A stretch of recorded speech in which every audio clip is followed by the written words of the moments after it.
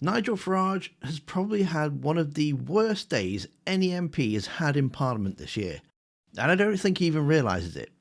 He walked into the Commons thinking he was the Captain Courageous, fresh off his little Chagos Islands adventure, and by the end of the day, he's been called a small boat captain by a Royal Marine, told off by a minister for ignoring travel advice like a gap year student, and then, and this is the part that really matters, he was given a direct, open invitation to condemn the death threat made against a fellow MP, and he just didn't.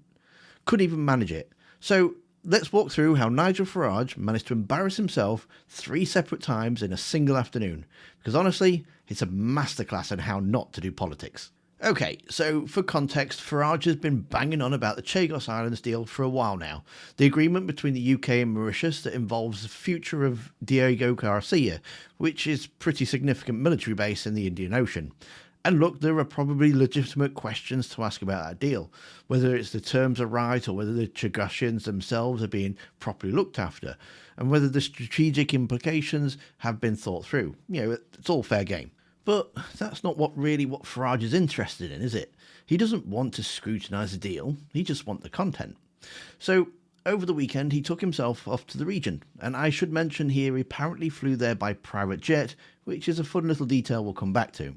And he tried to film the video on Diego Garcia itself, which is a sensitive military installation controlled by the UK, and shock of all shocks, he got turned away. There will be a video of that at the end of this one, so if you missed it, you can always check it out there. Speaker, returning to the substance of the honourable member's question, I would just like to remind him that if he turned up with a selfie stick to RAF Waddington in Lincolnshire, a similarly sensitive military base, he would be turned away. I do not understand his surprise, or those who travelled with him, that when you sought over the weekend to film a video on a sensitive military site under the control of the UK, it is part of the British Indian overseas territories, as you know, and I would encourage the honourable member and indeed every member of the public to check British traveller. Order. You keep saying you. I am absolutely not responsible about this filming or the involvement. Please, I'm being drawn into something I don't wish to be at this stage. Mr. Speaker, I can only apologise for not seeking to draw you into such a flagrant instance of ignoring travel advice.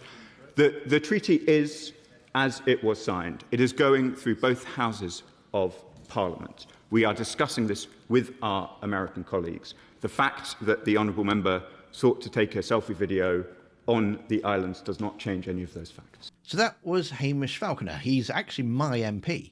And he basically told him, look, if you rocked up to RAF Waddington in Lincolnshire with a selfie stick, they'll tell you to do one as well. What do you expect? It's a military base. You can't just wander in there with your camera crew because you fancy some dramatic B-roll for your YouTube channel.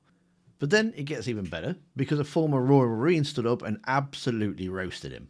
Thank you, Mr. Speaker. I know the member of Clacton has a number of additional jobs in combination with his responsibilities as an MP. But after his recent adventure, I hadn't realised small boat captain was amongst them. So maybe as a former Royal Marine, I can help him with his navigation. Can my honourable friend, the Minister, remind the member for Clacton what the penalty is for taking a trip to the British Indian Ocean Territory without a permit? Minister. My honourable friend paints the honourable member for Clacton as a captain, but I will decline the opportunity to be the sheriff on this occasion. The honourable member says stop the boats, but he did take a private jet there, which wasn't quite consistent with the small boat rhetoric that we usually hear from his party. I mean, that is just brilliant, isn't it? A former Royal Marine just called the leader of Reform UK Limited a small boat captain. The man who built his entire political brand on stopping the boats literally got into a small boat and tried to illegally land on British territory without a permit. You couldn't make this up. So there's Farage. He flew by private jet to the Indian Ocean, got on a small boat, landed on British territory without permission, got turned away from the military base, and then complained about it in Parliament. This is the man who wants to be taken seriously as a political leader. This is the man who spent years standing on a beach in Kent, pointing at dinghies and saying the government needs to get a grip. But when he fancies a bit of content, he does exactly the same thing, just with a nicer boat and a longer flight. Now, all of that would be enough for a pretty entertaining video on its own.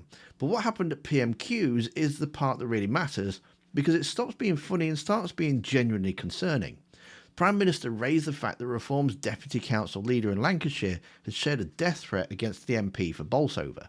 Not vaguely endorsed, not liked a dodgy tweet by accident, shared a post that she said that she should be shot. And Starmer did something quite clever here. He reminded the House that when the death threats were made against Farage himself, Starmer stood at the dispatch box and condemned them outright.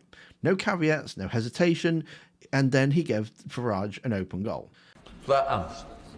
Mr Speaker, given the recent challenges to the Equality Act, will the Prime Minister commit to protecting those laws which prevent discrimination at work and in society, making sure that women aren't fired for being pregnant and ensuring that everyone is treated fairly, regardless of their sex, race or disability?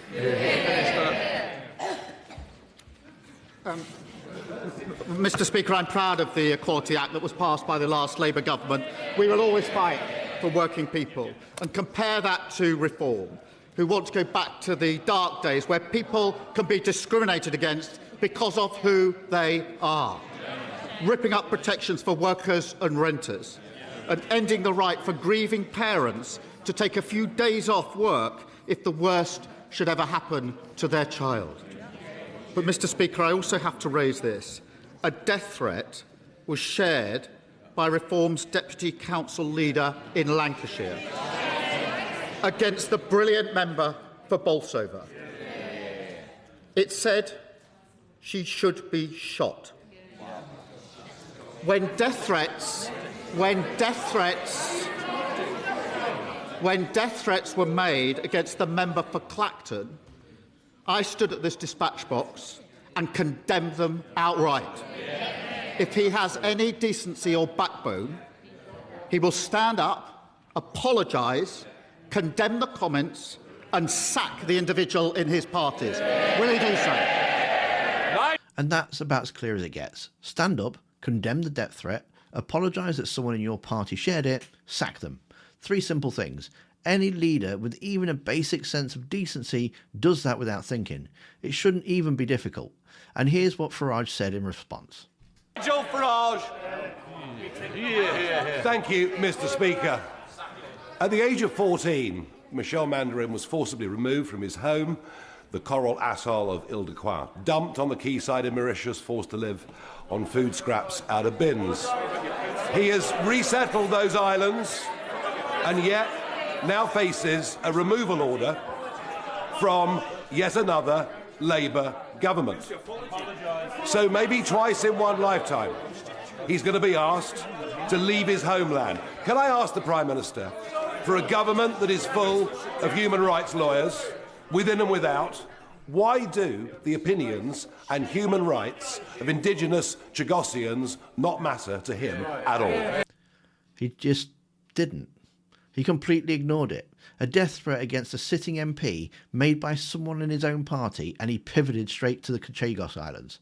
He couldn't even bring himself to say death threats are wrong before launching into his prepared question.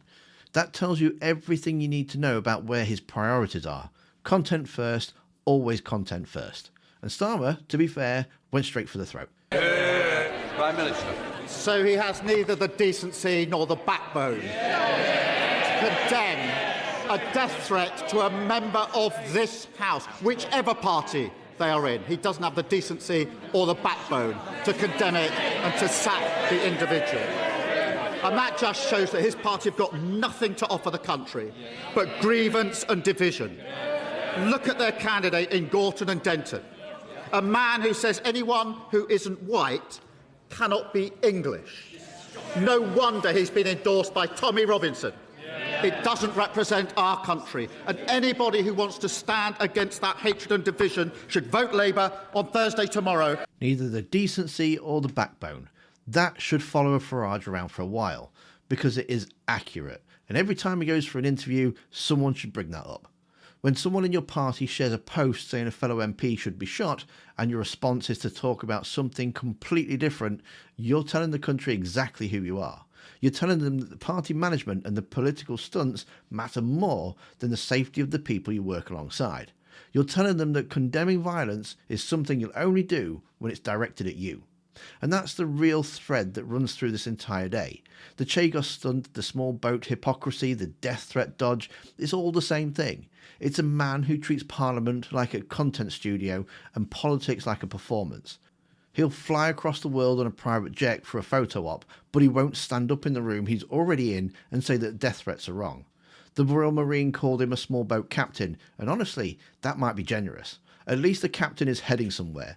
Farage is just going in circles, chasing the next clip, chasing the next outrage, chasing the next headline. And today, for once, Parliament actually called him out on it.